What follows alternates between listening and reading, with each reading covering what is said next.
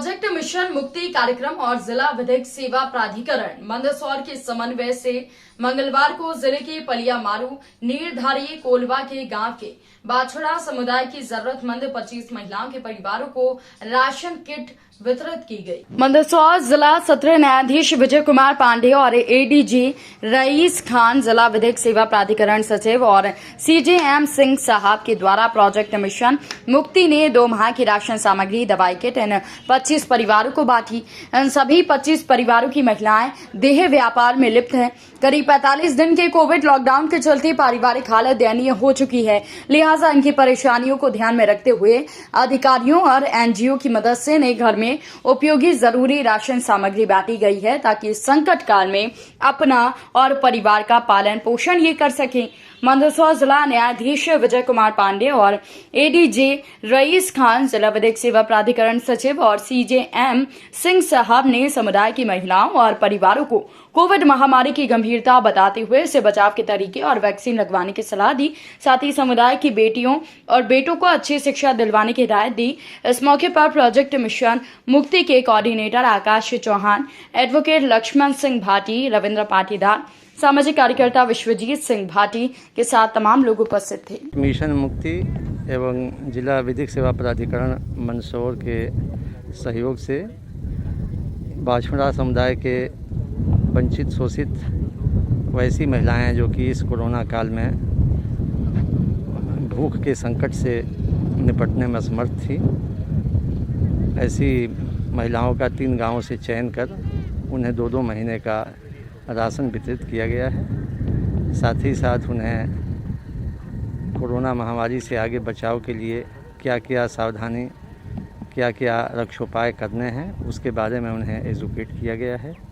साथ ही साथ उससे पूर्णतः बचाव के लिए वैक्सीन के संबंध में जो भी भ्रांति है उसको दूर करते हुए उन्हें प्रेरित किया गया है कि वे वैक्सीन समुचित समय में लगवा करके जो है उस दुख को अपने से टालें तथा अन्य लोगों को भी कोरोना महामारी से पीड़ित होने से बचाएं। देखिए, निर्धारी, पालियामारू और कोलवा 3 गाँव में 25 FSW महिलाओं को राशन डिस्ट्रीब्यूट किया, जिसमें माननीय डीजे साहब, एडीजे साहब, जिला विधिक सेवा अधिकारी के माध्यम से उनके समन्वय रहकर इन परिवारों को 2 मंथ का राशन दिया है। और भी ऐसे परिवारों को चिन्हित किया गया जिनको जहां पर राशन की आवश्यकता है, उनको राशन दिया जाएगा।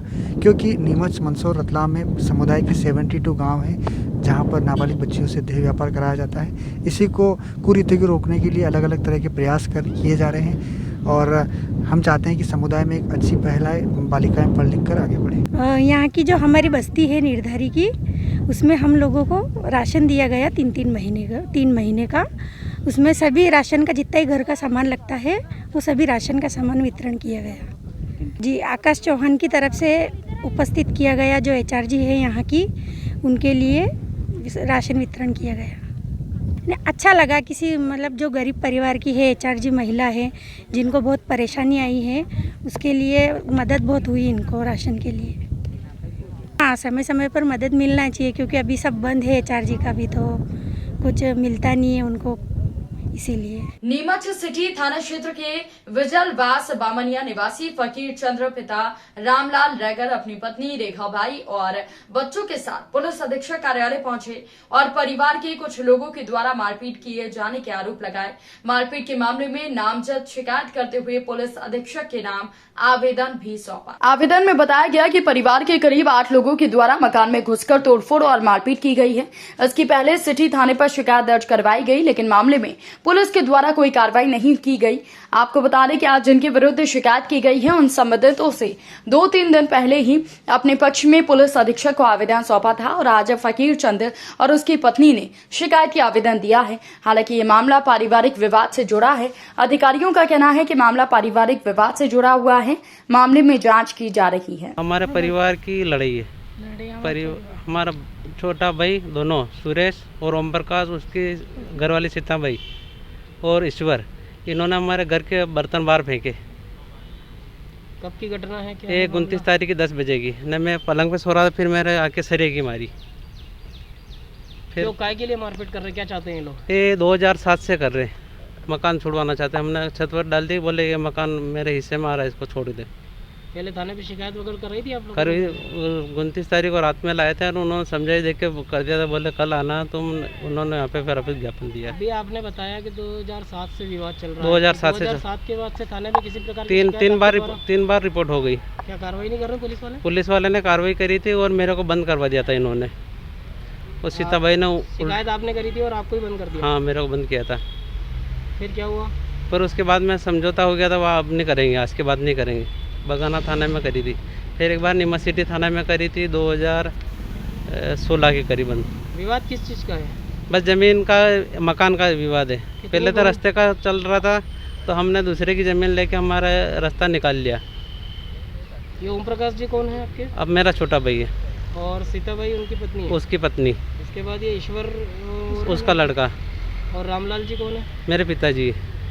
अभी 2-3 दिन पहले भी रामलाल जी, हाँ, रामलाल जी भाइयों के साथ में आए थे। उनका ये कहना था कि आपके द्वारा, आपकी पत्नी और आपके पुत्र द्वारा उनके साथ मारपीट की गई थी। हाँ, ये बता रहे हो। और बताया जा रहा है कि आपने उनको मारा भी है और उनकी वीडियो भी उन लोगों के पास थी। उन्होंने साथ में बताया होगा। क्या ये सच है?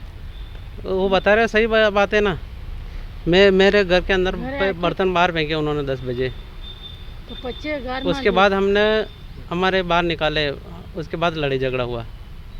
ये लालाराम वगैरह आया, लालाराम ने ज़्यादा करवाया। उनका ये कहना है कि भाई वो लोग पाती वगैरह सब हो चुकी है, उसके बावजूद नहीं, जमीन की हो गई, मकान के ऊपर कब्जा करना चाह रहा है वो। मकान की पातियाँ नहीं हुई है अभी? मकान की हो गई पर कब्जा करना चाह रहा है उसके ऊपर। सुरेश कह रहा 13-14 फीट है, मेरे 12 फीट है, और ओम प्रकाश कह रहा मेरे 12 फीट है, कि इसमें 1.5 फीट के पैसे चाहिए मेरे को। अब आप क्या चाहते हैं? मेरे को न्याय चाहिए, इसीलिए हम ये देने के लिए। मारपीट करते हैं और मुझे 11 बकती है बहुत सारी, 2-2, 3-3 नान की। मेरे बर्तन बाहर काटते हैं। कौन लोग हैं ये? ओम प्रकाश और सीताबाई, ईश्वर, सुरेश न लालाराम। क्या लगते हैं ये लोग? ये हमारे देवर है, लालाराम का क्यों राजी, ये 2 देवर है। रामलाल जी ने अभी परसों एक शिकायत भी दर्ज कराई थी। बताया जा रहा है कि आपने, पति ने और बच्चे ने उनके साथ मारपीट करी। नहीं की है, बिल्कुल झूठ है। झूठ बात है? हाँ, झूठ बात है। वे मेरे ससुराल जी है और मैं उसके हाथ लगानी चाहती हूँ क्या? वो बाप बराबर भी मेरे धर्म का बाप है, तो वे उससे मेरे। क्या मामला है, किस बात को लेकर के विवाद हो रहा है? छत के बोले हो रहा है, मैं घर के बोले। क्या घर पे रहना नहीं देना चाह रहे हैं? हाँ, नहीं रहने दे रहे। बातें हो गई, उसके बावजूद भी वो चाह रहे हैं कि आपको निकल जाओ यहाँ से। हाँ, मैं बर्तन पे अब बाहर पड़ी। क्या ताला लगा दिया क्या घर पे? घर पे ताला लगा रहा है। हम सुबह भी लड़ाई झगड़ा करने आए। सुबह भी लड़ाई झगड़ा करने आए, जब भी मैं अभी आप मौके पे भी ऐसे कैसे आप पड़ा? क्या चाहते हैं? तो मैं चाहती हूँ कि वो कई चाहती है मेरे साथ में, जो चाहती हो जो मुंडो बोल के बोल दे मुझसे। अभी आप एसपी साहब को आवेदन देने आए हैं? न मेरे पति के कोई भी घटना हुई कहाँ पर भी, और मेरे दोनों लड़का की, तो मैं उससे पकड़ूंगी। नीमच में प्रशासन के द्वारा जिले में कोरोना संक्रमण नियंत्रण होने पर धीरे धीरे जिले को अनलॉक किया जा रहा है और प्रशासन के द्वारा सभी व्यवसाय के लिए गाइडलाइन बनाई गई है। फल, फ्रूट और सब्जी विक्रेताओं के लिए भी गाइडलाइन बनाई गई हैं। इनमें इनके लिए हॉकर जोन में व्यवसाय करना प्रतिबंधित है, जिसके कारण फल फ्रूट विक्रेताओं में आक्रोश देखा जा रहा है। आज फल फ्रूट विक्रेता संघ के विक्रेता कलेक्टर कार्यालय पहुंचे और कलेक्टर के प्रतिनिधि को ज्ञापन सौंपा। इसमें बताया गया कि प्रशासन के द्वारा फल, फ्रूट और सब्जी विक्रय करने के लिए जो नवीन हॉकर जोन बनाए गए हैं, इनसे सभी फल, फ्रूट, सब्जी विक्रेताओं का व्यवसाय प्रतिबंधित है। इसके कारण इन विक्रेताओं को भारी नुकसान उठाना पड़ रहा है। फल विक्रेताओं का कहना है कि टोटल लॉकडाउन के कारण जिला प्रशासन के द्वारा कोरोना संक्रमण को रोकने के लिए फल विक्रय भी प्रतिबंधित किए जाने से विक्रेताओं को घर चलाने में काफी समस्याओं का सामना करना पड़ रहा है। ज्ञापन के माध्यम से मांग रखी गई कि जिला प्रशासन के द्वारा सभी विक्रेताओं को परिचय पत्र बनाकर फेरी लगाकर व्यवसाय करने की अनुमति प्रदान की जाए। नए जो जोन बनाए गए हैं फूड विक्रेता के लिए, वो उसमें हमें काफ़ी परेशानी दिक्कतें आ रही है। वहाँ धूप पानी वगैरह बहुत सारी परेशानियाँ भी है, और वहाँ दूरी ज़्यादा दूरी वजह से फूड वहाँ बिल्कुल नहीं बिक रहा है। कल भी हमारा 20% माल भी नहीं बिका, तो बहुत सारा नुकसान हुआ लोगों का। इसलिए इस संबंध में आज माननीय कलेक्टर महोदय यहाँ पर ज्ञापन दिलाया था संघ की ओर से। हमारा ज्ञापन के माध्यम से क्या मांग? भाई हमें फुटकर ठेला लेकर चलने में इतनी दूर से आना जाना, माल का धूप में भी खराब होता है। उसके अलावा क्या है कि थोड़े थोड़े दूरी पर कहीं व्यवस्थित मार्केट में जगह मिल जाए, थोड़ी थोड़ी हम लॉकडाउन का पालन भी करेंगे और फेरी वगैरह पे भी जाएंगे सब तरफ गली मोहल्लों में। प्रशासन से निवेदन है कि भाई हमें मार्केट में मतलब गली मोहल्ले में अलग अलग स्थानों पे घूमने फिरने के हिसाब से फ्रूट बेचने की अनुमति दी जाए।